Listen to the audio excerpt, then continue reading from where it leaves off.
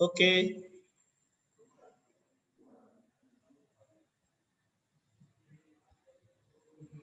नमो वितरागाय, नमो वितरागाय, नमो अरिहंताणम, नमो अरिहंताणम, नमो सिद्धाणम, नमो सिद्धानम, नमो आयरियाणम, नमो आयरियानम, नमो वज्जायाणम, नमो उवजायानम, नमो लोये सव्व सापुणम, नमो लोये सव साहुनम, ऐसो पंच नमोकारो, ऐसो पंच नमुक्कारो, सव्वपावपणासनो, सव पावपनासनो, मंगलाणं च सव्येसिं, मंगलानम च सवेसिम, पद्मं भवै मंगलम्।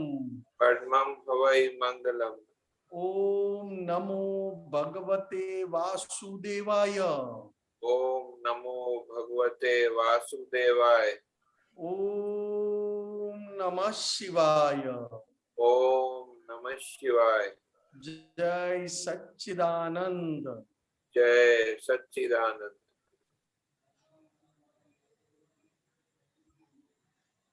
जय सच्चिदानंद। हर दूसरे और चौथे गुरुवार को हम हिंदी में पढ़ लेते हैं। आज चौथा गुरुवार है, तो भाषांतर किया हुआ कविरात्रि का पद है। देहधारी अरिहंत श्री चिमंदर स्वामी। भरत भाई श्री सोलो गाएंगे और दिमेश आनंद जी पद समझाएंगे। जय सच्चिदानंद।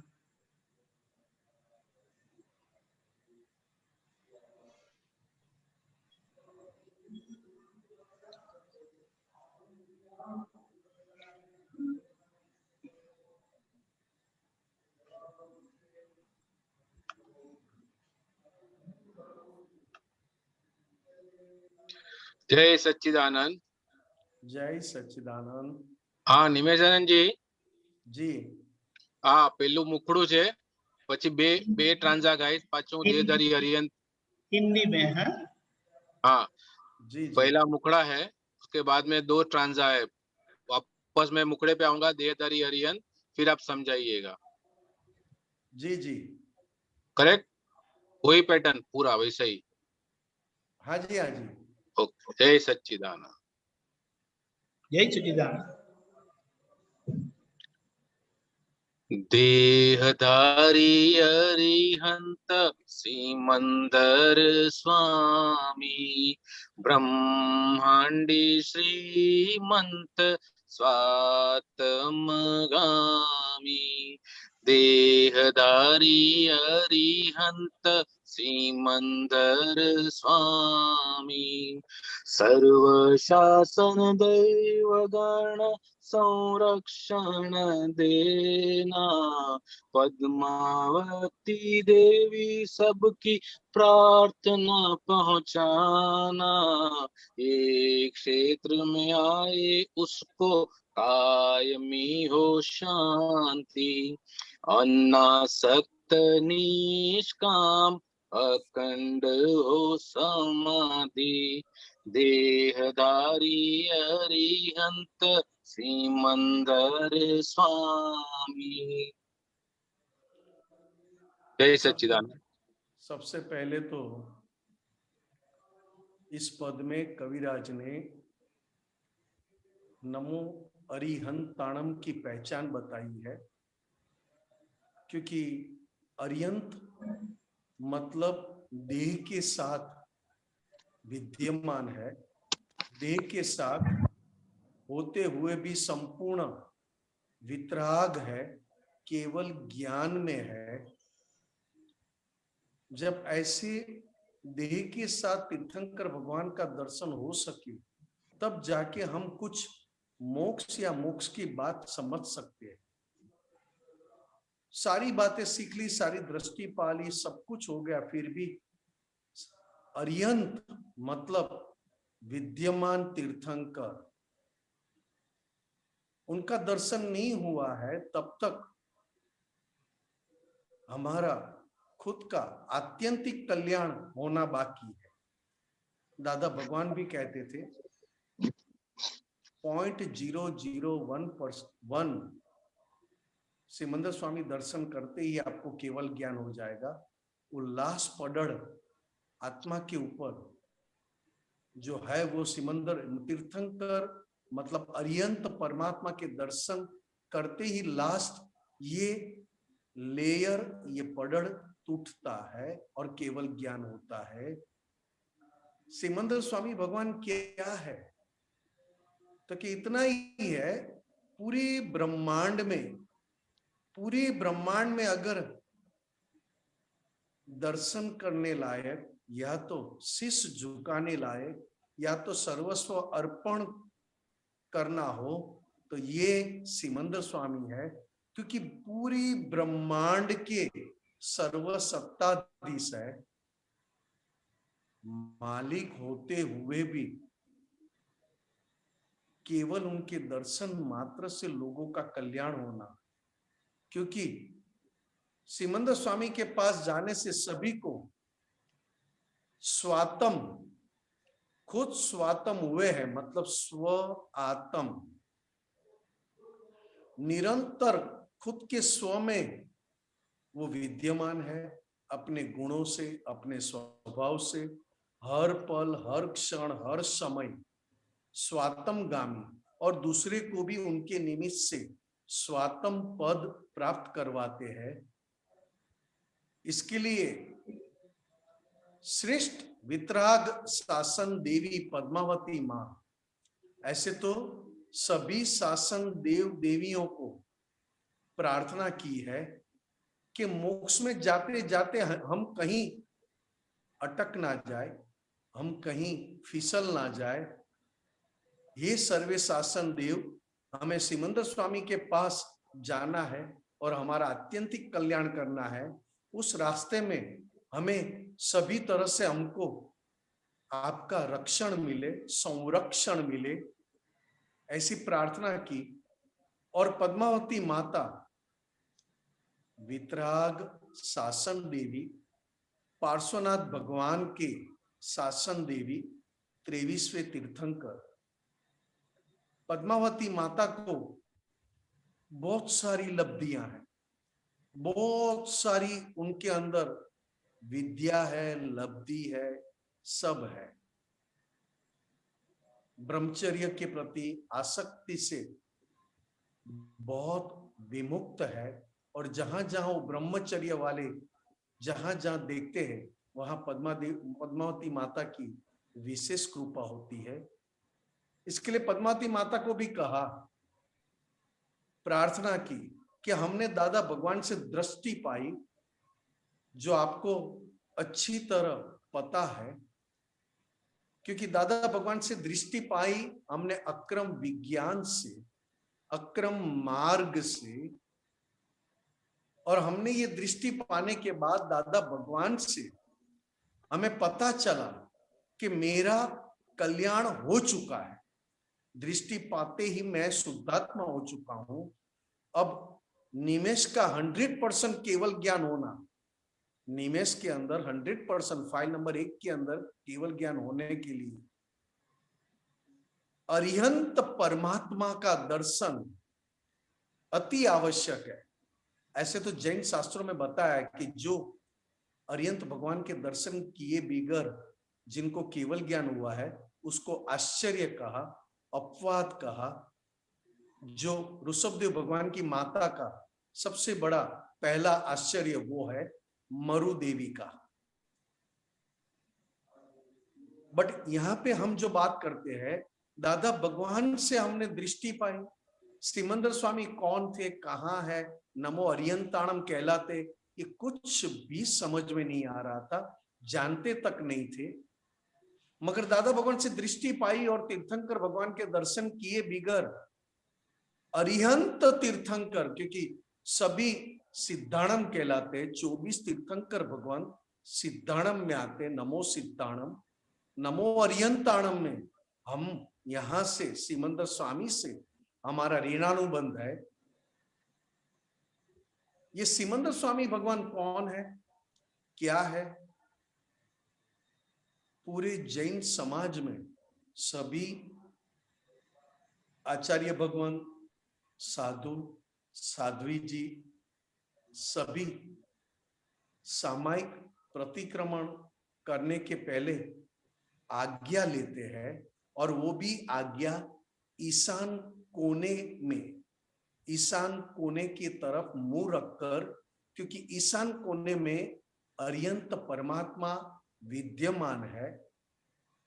तो कि ये कहने का क्या है, तो कि ईशान कोने में, हमारे ईशान कोने में महाविदेह क्षेत्र है, और महाविदेह क्षेत्र में उनकी पूर्व दिशा और हमारी ईशान दिशा, हमारी ईशान दिशा और उनकी पूर्व दिशा, वहां पे सिमंदर स्वामी भगवान महाविदेह क्षेत्र में पूर्व दिशा में विद्यमान है, और हमारे इस क्षेत्र से बहुत करीब है, नजदीक है।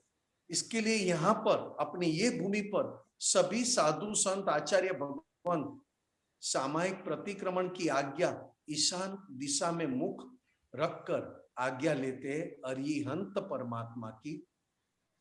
उसी तरह हम पद्मावती देवी को, पद्मावती माता को यही प्रार्थना करते हैं कि हमें मोक्ष में जाते जाते, या तो सिमंदर स्वामी भगवान के दर्शन करने में हमें जहां जहां हमारे भीतर विघ्न बाधाएं खड़ी हो जाए, और हम अंदर से आसक्ति में फिसल ना जाए, सकाम कार्य में फिसल ना जाए, हम आसक्ति से मुक्त, अनासक्त होकर और किसी भी प्रकार का काम का फल न देखते हुए निष्काम कर्म हम करते जाए, ताकि हम सिमंदर स्वामी के पास आगे बढ़ सके। हमारी खुद की भी अनासक्त दशा और निष्काम दशा, ये दो दशा अगर हमारे अंदर खड़ी हो जाए तो समाधि फल स्वरूप है, रिजल्ट स्वरूप है, और वो भी अखंड है। तो हम पद्मावती माता को ये प्रार्थना करते कि हे पद्मावती माता, हमने दादा भगवान से सारा सिमंदर स्वामी भगवान के साथ हमारा ऋणानुबंध, हमारा पूरा तार आपने जोड़ दिया, मगर वो तार एकदम अखंड रहे और हम उसके पास जाते ही जाए, हम उनके पास नजदीक चलते जाए।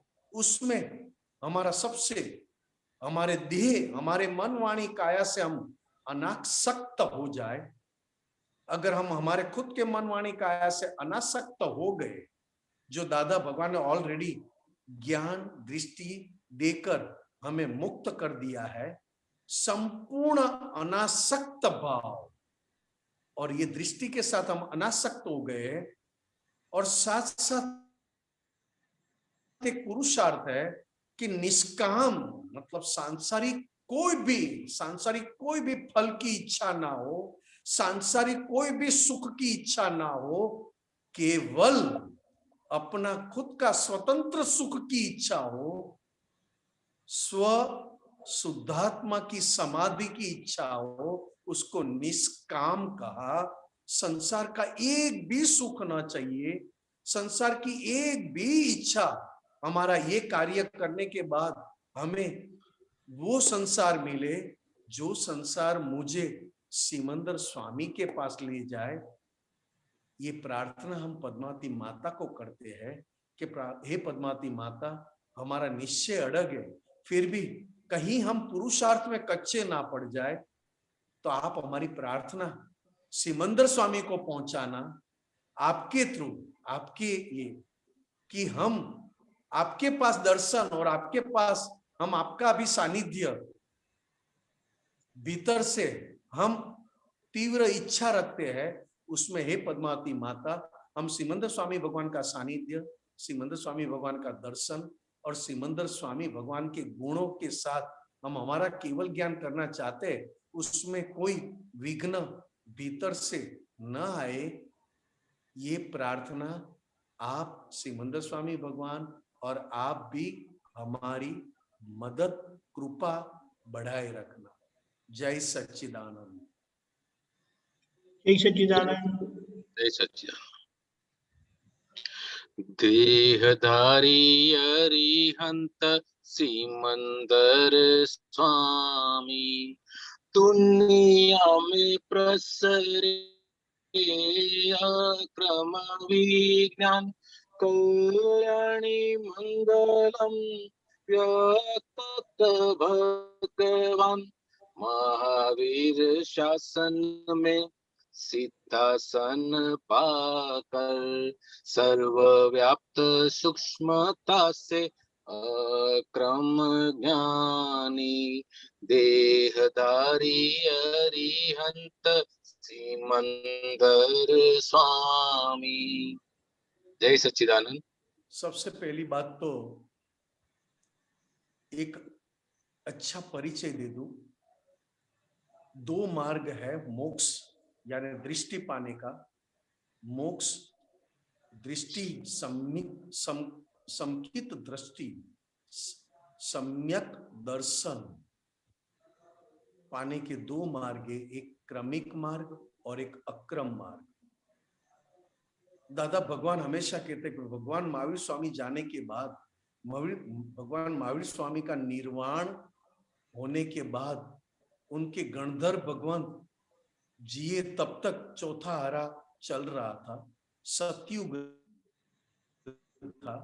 और सतयुग में क्रमिक मार्ग जो 24 तीर्थंकर भगवंतों का मार्ग है, हमेशा के लिए है। मगर काल तीर्थंकर भगवानों के हाथ में नहीं है। काल चक्र तो अपने स्वयं स्वभाव में है। अपने खुद के स्वभाव से काल चक्र हमेशा घूमता रहता है, बदलता रहता है। महावीर भगवान के निर्वाण होने के बाद उनके गणधर भगवान कुछ सालों के लिए रहे। उनके जाने के बाद पंचम आरे की शुरुआत हुई। चौथा आरा मतलब सतयुग, पंचम आरा मतलब कलयुग की शुरुआत हुई। उसकी शुरुआत होते ही चौथा आरा सतयुग बंद हो गया। तो क्या फर्क पड़ा? तो कि यही फर्क पड़ा कि चौथे आरे में तीर्थंकर भगवान हमेशा होते हैं, और जब तक तीर्थंकर भगवान है तब तक क्रमिक मार्ग से ही मोक्ष मिलता है, प्राप्त होता है। तो कि क्रमिक मार्ग कहां तक चलता है कि जैसा मन में है वैसे ही वाणी में उच्चरित करे, वाणी से व्यवहार करे, और वैसा ही काया में वर्तन करे। मतलब जैसा मन में है वैसा ही वाणी में हो, और वाणी में जैसा है वैसा ही वर्तन में, व्यवहार में हो। ये तीनों एक राग से चलते हैं।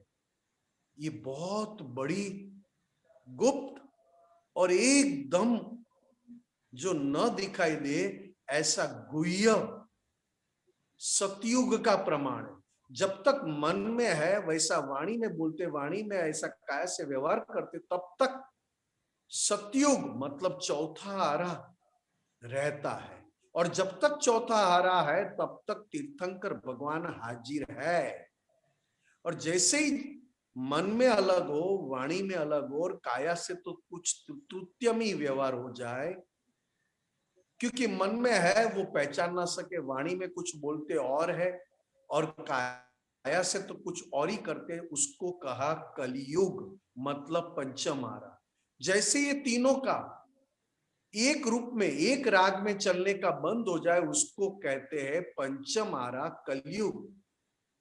उसमें तीर्थंकर भगवान होते नहीं है, और तीर्थंकर भगवान नहीं है तो क्रमिक मार्ग भी धीरे धीरे धीरे बंद होते जाता है। क्योंकि तीर्थंकर भगवान के बाद ज्ञानी पुरुष होते हैं, मगर बहुत कम मोक्ष ये मार्ग पाते हैं। क्यों? क्योंकि मन वाणी काया की एकता नहीं। अब कलयुग में एक दूसरा मार्ग, अक्रम विज्ञान। यह अक्रम विज्ञान भी तीर्थंकर भगवान का ही मार्ग है। तीर्थंकर भगवान के निमित्त से ही ये विज्ञान, ये मार्ग खुला है। ऋषभदेव भगवान पहले तीर्थंकर, भरत चक्रवर्ती उनके बेटे को, एक ही बेटे को, बाकी सारे बेटे को क्रमिक मार्ग में लेकर गए, एक बेटे को अक्रम विज्ञान दिया। वही अक्रम विज्ञान इस काल में 10 लाख वर्ष के बाद दादा भगवान मतलब अंबालाल मुर्जीभाई पटेल के भीतर ये अक्रम विज्ञान प्रकट हुआ और वो निमित्त बने। क्योंकि इस काल में कितने भी क्रिया करो, कितना भी करो, फिर भी आर्त ध्यान, रौद्र ध्यान बंद नहीं हो पाता। और मोक्ष में आर्त ध्यान, रौद्र ध्यान बंद होना, उसी को धर्म ध्यान कहा।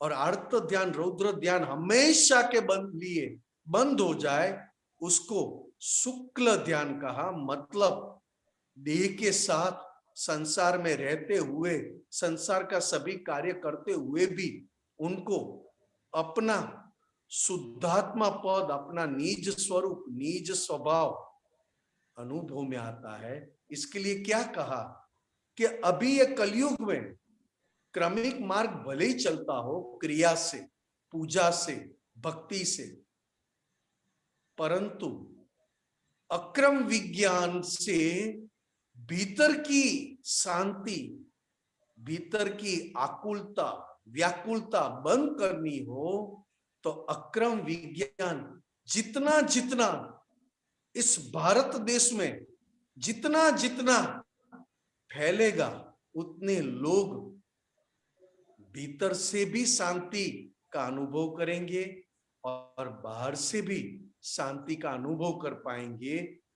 क्रमिक मार्ग और अक्रम मार्ग में समझ एक है, मगर प्राप्ति अलग अलग रास्ते से है।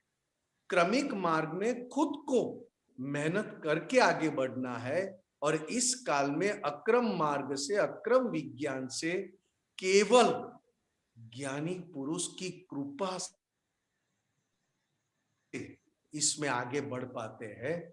इसके लिए क्या कहा, जो भी जिसके भीतर, जिसके पास अक्रम विज्ञान पहुंचा, उसके भीतर भगवान व्यक्त हो जाए, और अंदर भगवान व्यक्त होते ही खुद का मंगलम, खुद का कल्याणी मंगलम अपने आप होते जाए। क्योंकि क्रमिक मार्ग हो या अक्रम मार्ग हो, इस काल में अक्रम विज्ञान मतलब 24 तीर्थंकर भगवंतों का ही मार्ग है, मगर उसकी प्राप्ति, वो मार्ग हमको मिलना, तब जाके हमारे भगवान, हमारे भीतर के भगवान व्यक्त हो पाते हैं। तब जाके कहा कि आपका कल्याण हो चुका, और वो भी मंगलम कहा, क्योंकि संसार में रहते हुए कल्याणी मंगलम है। वापस आगे क्या कहा था कि अक्रम विज्ञान से दृष्टि पाने पर महावीर भगवान का शासन, या तो महावीर भगवान की जो पाठ है, उनका जो आसन है, उसको सिद्धासन कहते हैं। क्योंकि केवल ज्ञान होते ही वो आसन सिद्धासन हो जाता है। मतलब देह, वाणी और मन 100% सिद्धासन हो गया, मतलब केवल ज्ञान हो गया। मतलब नमो सिद्धाणम जीते जी अनुभव में आने लगा। सिद्धासन पाकर सर्वव्याप्त सूक्ष्मता से, तो कि ये सिद्धासन पाकर हम हर जगह, मतलब व्यवस्थित शक्ति के अधीन हमारा प्रकाश सूक्ष्मता से ऐसा व्याप्त हो जाए। ये दादा भगवान के लिए कहा है, क्योंकि दादा भगवान कहते थे कि हम सूक्ष्म में पूरी दुनिया की विधि, मतलब पूरे भारत देश, अमेरिका, कनाडा, हम घर में बैठकर सबके पास जाकर सबकी विधि करके हम हमारा प्रकाश, अक्रम प्रकाश सब तक पहुंचाते हैं। ये बात सर्वव्याप्त सूक्ष्मता से अक्रम ज्ञान। जय सच्चिदानंद। देहधारी अरिहंत सिमंदर स्वामी, चौथे हार के लायक सतगुण उत्पन्न करती पंचाज्ञामूल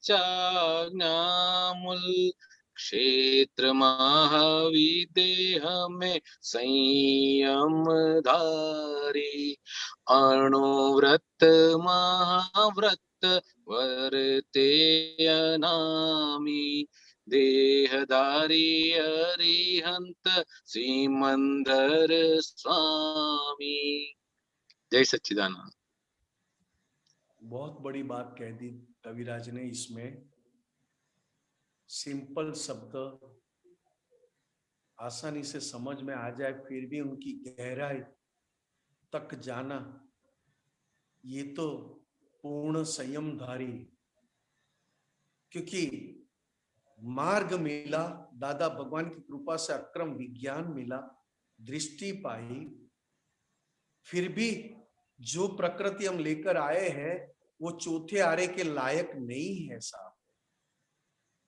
दादा भगवान ने, क्या कहूं मैं, पंचम आरे का मतलब इतनी गलतियों वाला, इतनी कीचड़ वाला, इतनी बुराइयां वाला, जहां गटर को भी सुगंध कह सके, ऐसा शरीर मिलने के बाद दादा भगवान ने उसमें कमल खिलाया, शुद्धात्मा स्वरूप कमल।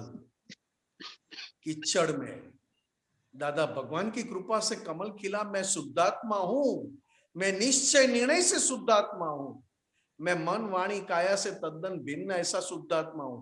फिर भी प्रकृति का अटकना रुकना क्यों है?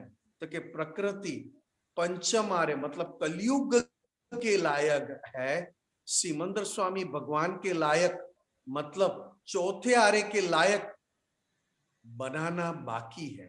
मैं शुद्धात्मा हो चुका, मैं 100% जन्म मरण से तो मुक्त हो चुका, मगर ये प्रकृति चौथे आरे के लायक मतलब सतयुग के लायक महाविदेह क्षेत्र में सिमंदर स्वामी के पास जन्म लेने के लायक बनाना बाकी है। क्या बात है।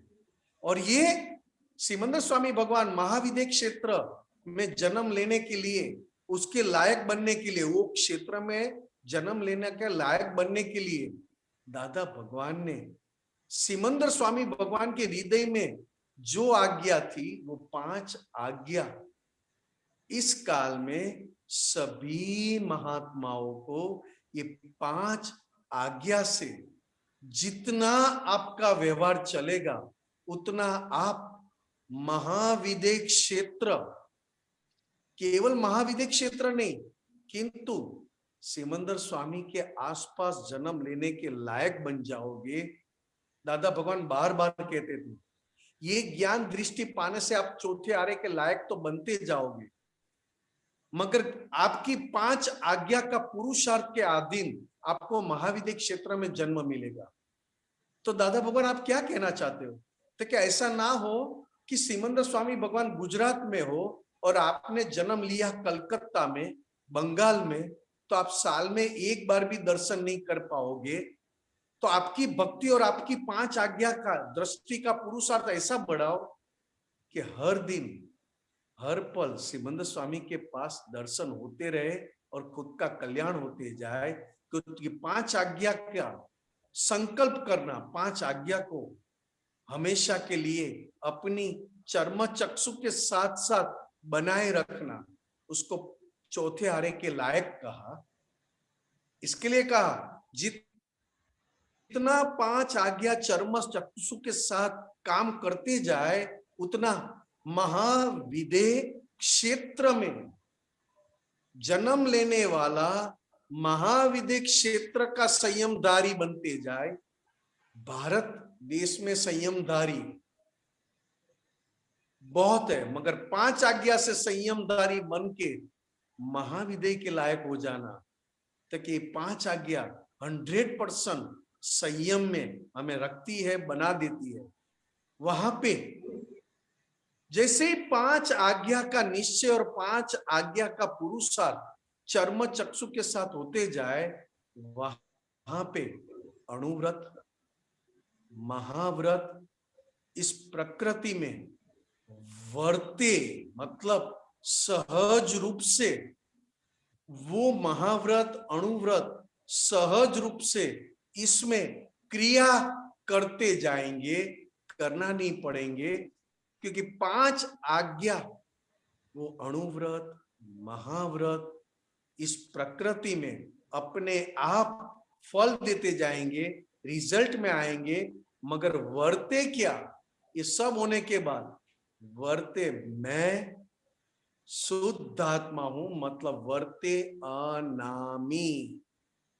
जय सच्चिदानंद। देहधारी अरिहंत सिमंदर स्वामी, भारत भूमि से स्वामी करुणानुबंध कर गए हैं दादाजी हमारा प्रबंध, उतारो हमको अंतर्यामी, सन्मुख स्वामी के सुनेंगे वाणी, देहधारी अरिहंत सिमंदर स्वामी। जय सच्चिदानंद। सबसे बड़ी बात, दादा भगवान और दादा भगवान के निमित्त से असीम कृपा कविराज ने कहा, सिमंदर स्वामी भगवान की पहचान तो शास्त्रों में भी दी गई है। तीर्थंकर परमात्मा महावीर भगवान निर्वाण होने के बाद उनके गणधर भगवंत भी जब नहीं रहे और पंचम आर्य की शुरुआत हो चुकी थी, तब पहले क्रमिक में ज्ञानी पुरुष कुंदाचार्य आंध्र में, आंध्र कर्नाटक बॉर्डर पे हुए थे। तब सबसे पहले कुंदाचार्य ने उनकी किताब में, उनके शास्त्र में सिमंदर स्वामी भगवान का बहुत अच्छी तरह परिचय दिया था कि अभी 24 तीर्थंकर भगवान रहे नहीं, नमो सिद्धाणम हो गए, इसके लिए हमारा काम हो नहीं पाएगा। उनको भजने से हमारी पुण्य बंधेगी, मगर मुक्ति नहीं पाएंगे हम। मुक्ति पाने के लिए सिमंदर स्वामी भगवान नमो अरियंताणम महाविदय क्षेत्र में और अपने ये भारत क्षेत्र से ऋणानुबंध में है। उसमें भी ऑलरेडी सिमंदर स्वामी भगवान का ऋणानुबंध भारत भूमि के लोगों के साथ था। उसमें दादा भगवान इतने सालों के बाद, दादा भगवान कहते थे कि कुंदाचार्य को हुए 1200-1300 साल हुए, उसके बाद कृपालु देव श्रीमद राजचंद्र बहुत 125 साल पहले, 150 साल पहले सौराष्ट्र में ववाणिया गांव में वो हुए। कृपालु देव को मानने वाले बहुत कम थे, केवल 3, 4, 5 जन मानने वाले थे। ऐसे तो लोगों ने बहुत दर्शन किया था कृपालु देव का, मगर कृपालु देव के पास से जो काम निकालना था वो काम बहुत कम लोगों ने निकाला है। और उसके नजदीक के समय में ये दादा भगवान आकर आश्चर्य, अपवाद, एक्सेप्शनल मार्ग मोक्ष का अक्रम विज्ञान के साथ उन्होंने कहा, प्रत्यक्ष दादा भगवान की साक्षी में महाविदय क्षेत्र में विचरते तीर्थंकर भगवान श्री सिमंदर स्वामी को अत्यंत भक्ति पूर्वक नमस्कार करूं छो। ये करूं छू मतलब करता हूं, ये बात, ये सेंटेंस दादा भगवान ने दिया। और दादा भगवान ने कहा, यहां बैठे बैठे हमने आपका ऋणानुबंध ऐसा बना दिया है कि आपके एक एक नमस्कार सिमंदर स्वामी के केवल ज्ञान में दिखाई देते हैं। यहां बैठे बैठे ये सेंटेंस प्रत्यक्ष दादा भगवान की साक्षी में, ये भी एक बहुत आश्चर्य बात है। इतना शब्द बोलने से सभी काम जो व्यक्ति तक पहुंचाना है वहां तक पहुंच जाता है। तो दादा भगवान की साक्षी में 40 बार सिमंदर स्वामी भगवान को यहाँ बैठे बैठे नमस्कार करो, उसका फल क्या मिले? तो दादा भगवान ने कहा, यहाँ पे अभी सिमंदर स्वामी भगवान देह के साथ विद्यमान हो और उनके देह के सामने आप 108 बार साष्टांग दंडवत करो और जो फल मिले वो केवल ये 40 बार बोलने में फल मिलता है। और ये 40 बार दादा भगवान की साक्षी में बोलने से आपका गाढ़ ऋणानुबंध सिमंदर स्वामी के साथ बनता जा रहा है, एकदम मजबूत होते जा रहा है। ये दादा भगवान ने सभी महात्माओं के लिए, दादा भगवान न होने के बाद भी सभी कहा था। कामरेज 4 रास्ते पे जो हम मंदिर बना रहे हैं, त्रिमंदिर, उसको महाविदेह तीर्थ धाम दादा भगवान ने नाम रखा था। और दादा भगवान ने कहा था कि महाविदेह तीर्थ धाम में जो दर्शन करने आएंगे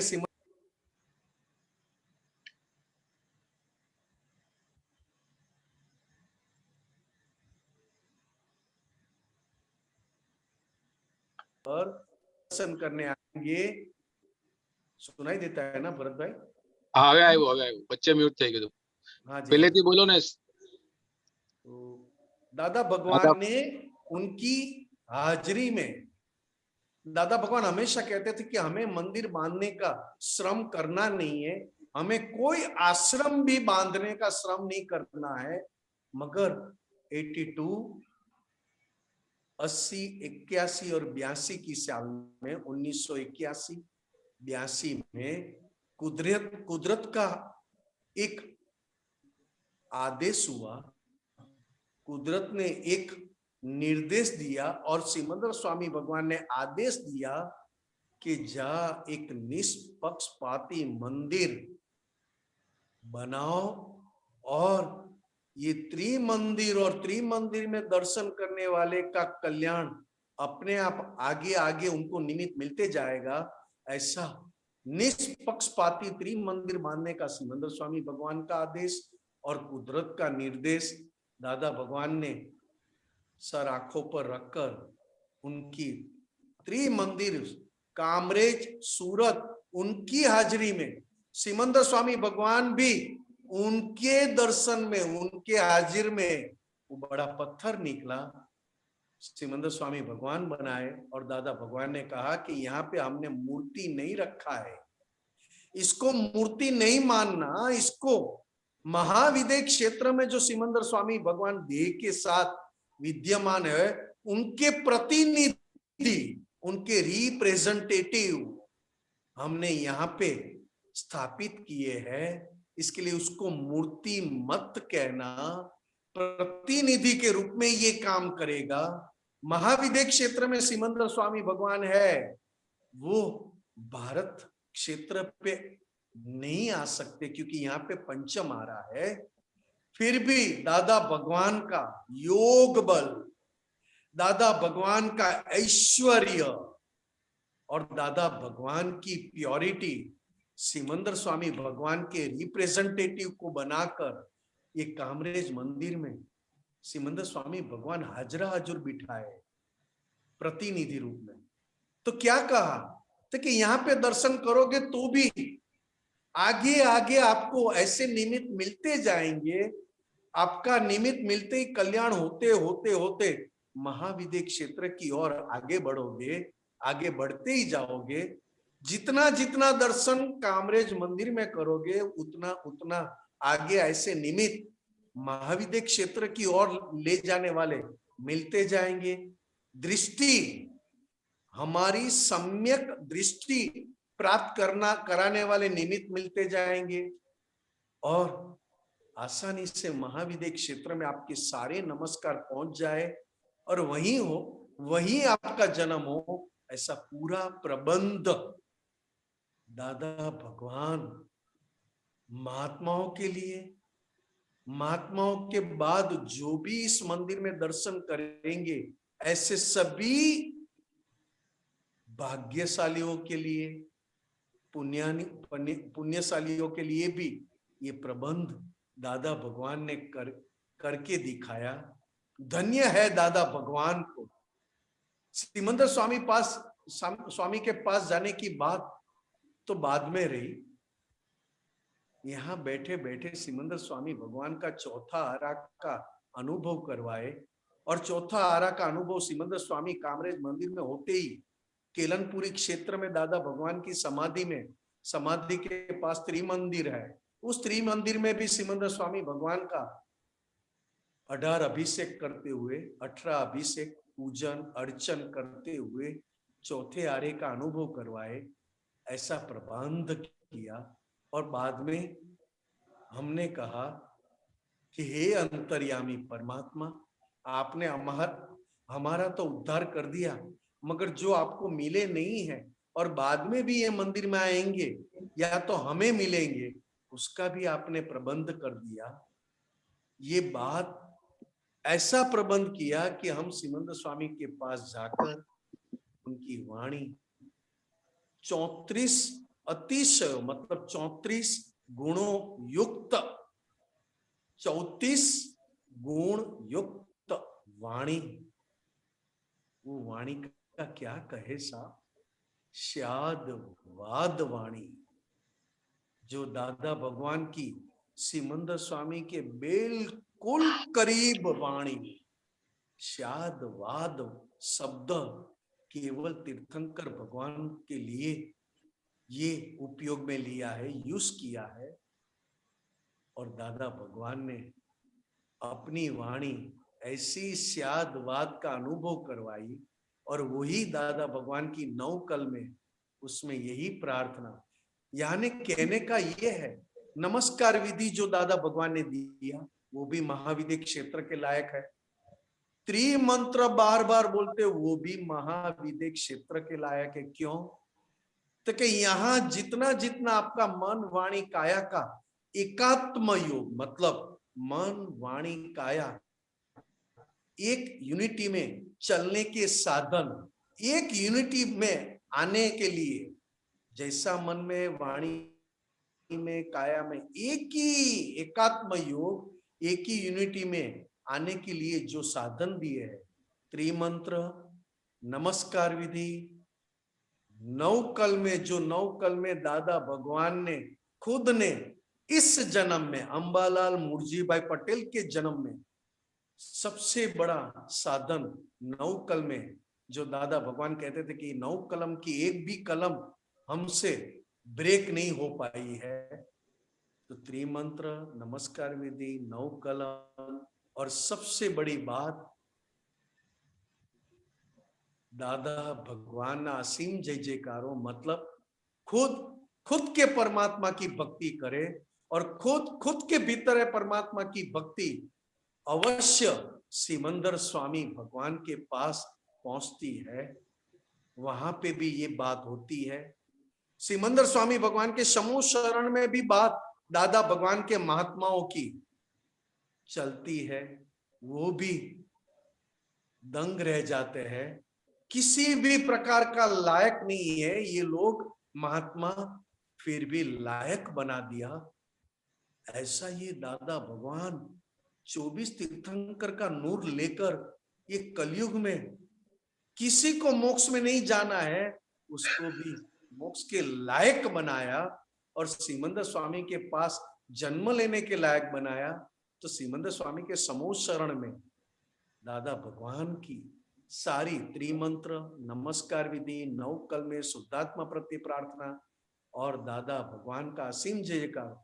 इतना ही नहीं, कविराज ने सिमंदर स्वामी भगवान के लिए जितने पद यहाँ पे बनाए, और यहाँ पे सिमंदर स्वामी के सामने बैठकर जो गाए, एग्जैक्ट तुरंत एक क्षण का भी विलंब किए बिगर सिमंदर स्वामी भगवान के पास पूरी पदांगी वहां पहुंच जाती है।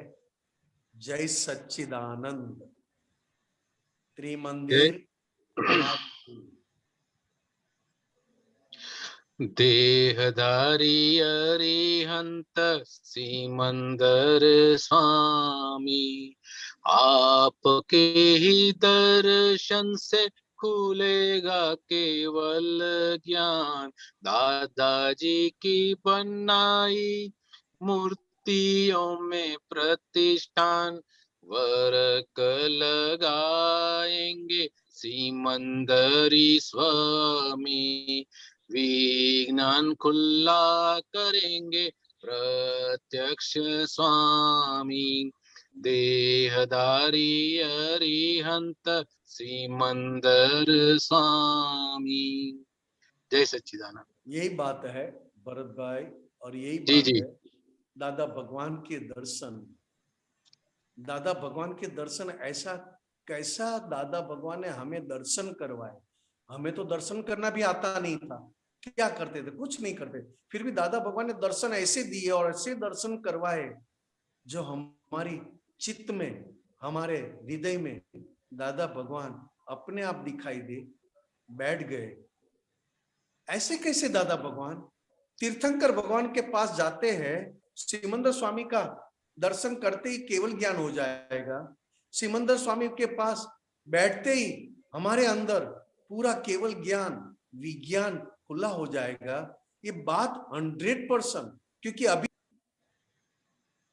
बंदेगी बंदेगी।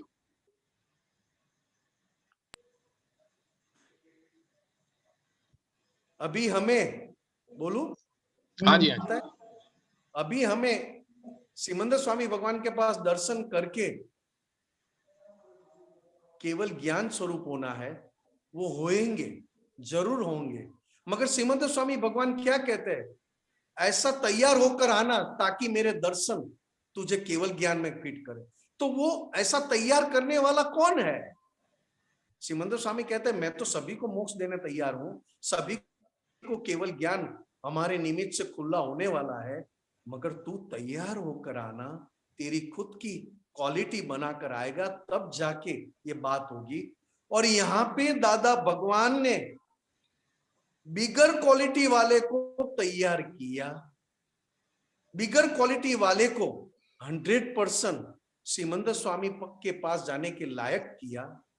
इस सारी तैयारी दादा भगवान ने कर कर कहा कि अब आपका एक ही जन्म सिमंदर स्वामी के पास ले लो, आपका काम हो गया, बाकी सारा काम हमने कर दिया है, केवल तो हमारी 5 आज्ञा में रहने का प्रबल प्रबल प्रबल निश्चय करते जाना। आज्ञा में रहे या ना रहे कोई बात नहीं, मगर निश्चय कच्चा ना पड़े तो तू तैयार होते जा रहा है। जय सच्चिदानंद। देहधारी अरिहंत सिमंदर स्वामी, सीध गति के सेतु का संधान, अपूर्व उपकारी जिनेश्वर वर्तमान। वर्तमान तीर्थंकर मोक्ष प्रदानी, प्रेमल रसेश्वर साष्टांग वंदामि। देहधारी अरिहंत सिमंदर स्वामी। जय सच्चिदानंद। इसमें सबसे बड़ी बात हाजर तीर्थंकर की बताई है। हाजर है, हाजिर है, देह के साथ विद्यमान है, और वो पहचान हो जाए तो जो हमें अंतिम हमारा सिद्ध क्षेत्र, नमो सिद्धाणम, सिद्ध गति, सिद्ध क्षेत्र, उसका ब्रिज, उसका सेतु बनाने वाले भी वर्तमान जिनेश्वर, मतलब वर्तमान तीर्थंकर श्री सिमंदर स्वामी भगवान हमारा सेतु ऐसा बना देते, बांध देते हैं, सिद्ध क्षेत्र में हम सहज रूप से विराजमान हो जाए। ऐसे अपूर्व उपकारी नमो अरिहंताणम है, क्योंकि नमो सिद्धाणम जाने में, नमो सिद्धाणम मतलब सिद्धाणम स्वरूप होने में भी नमो अरियंताणम जब तक नहीं मिलते तब तक नमो सिद्धाणम पद प्राप्त नहीं हो पाता है। भले ही होना है नमो सिद्धाणम, मगर नमो सिद्धाणम होने में उपकारी कौन है? तो कि नमो अरिहंताणम। इसके लिए कहते हैं कि सिमंदर स्वामी भगवान हमारे लिए, और वो भी दादा भगवान की आज्ञा से, दादा भगवान की साक्षी से नमो सिद्धाणम अपने आप हो जाएंगे। क्योंकि तीर्थंकर वर्तमान है तो हमेशा मोक्ष का दान, मतलब मोक्ष दाता है। दादा भगवान ने कहा कि हम अभय दान देते हैं। निवेदन जी बंद है।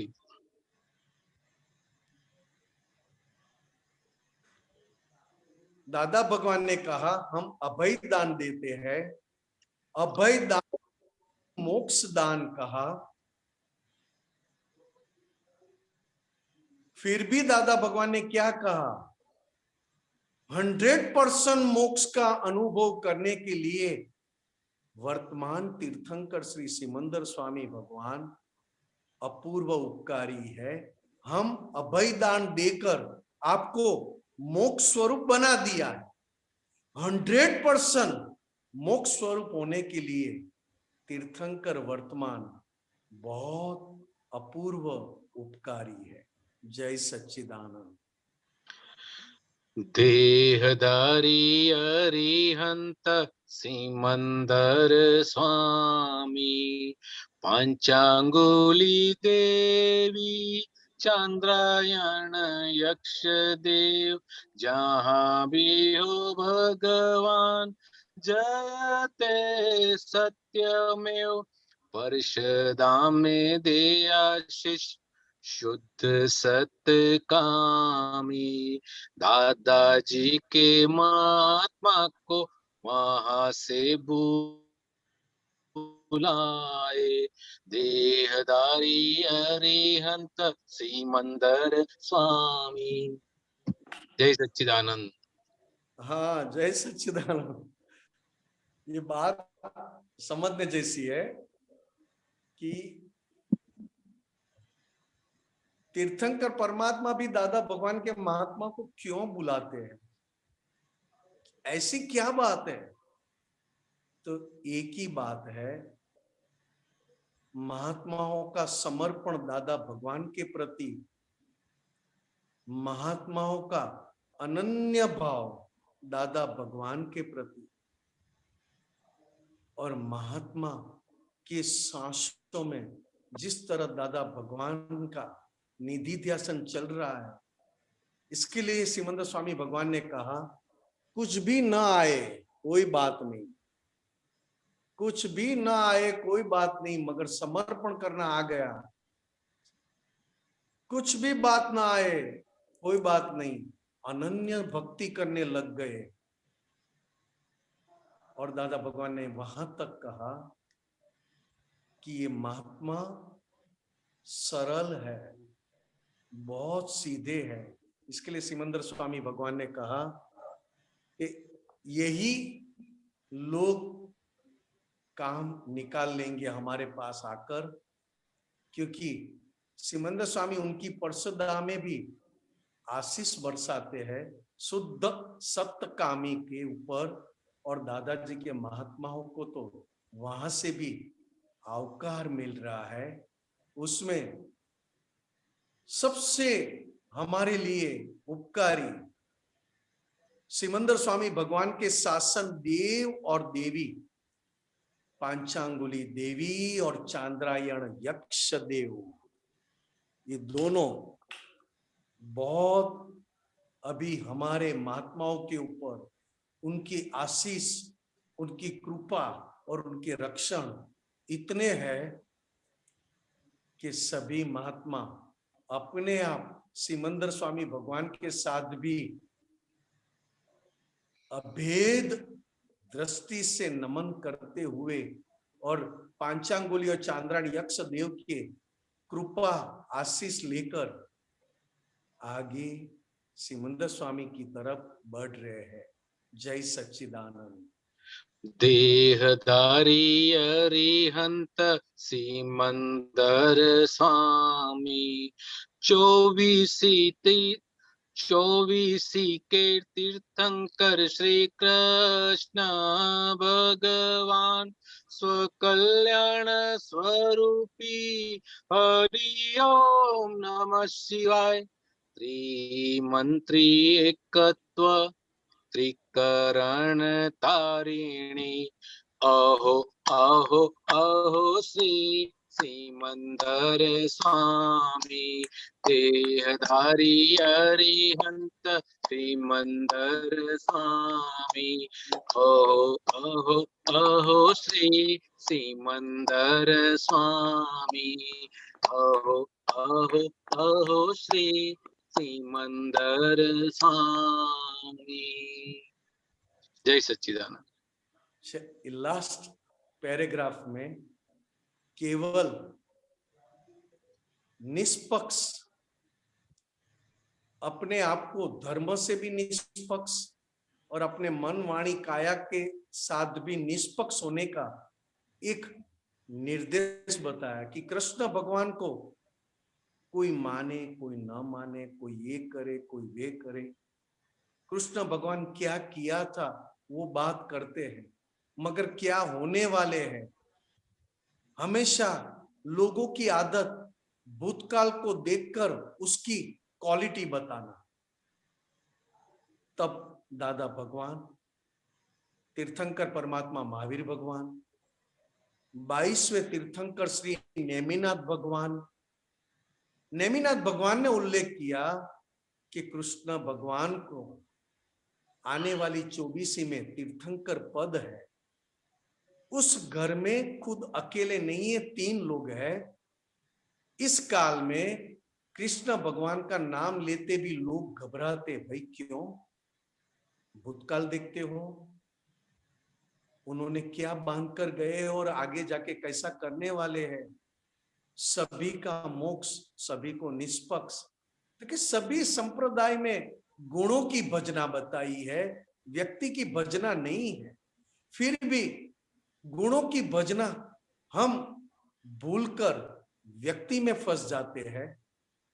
व्यक्ति अगर वो गुणों के साथ है तो वो आगे बढ़ पाएगा। कृष्ण भगवान ने बहुत सारा किया, महाभारत हुआ, ये हुआ, मगर तीर्थंकर पद हाथ में था। ज्ञानी पुरुष जब होते तब आत्यंतिक कल्याण के निमित्त बहुत बड़े होते हैं, क्योंकि ज्ञानी पुरुष का बार बार होना स्वाभाविक है। और ज्ञानी पुरुष से ही तीर्थंकर भगवान की पहचान, तीर्थंकर बनने के लायक बनाने वाले उनको तीर्थंकर भगवान के पद ऊपर लायक बनाने के लिए भी ज्ञानी पुरुष। तो ये क्या बात है? तो कि ये तीनों मंत्र शाश्वत गुणों की भजना बताई है। ये तीनों मंत्र में कोई व्यक्ति के रूप में नहीं, ऐसे गुण इसमें प्रकट हुए और ये इसकी पहचान है, तो उनको मैं नमस्कार करता हूं।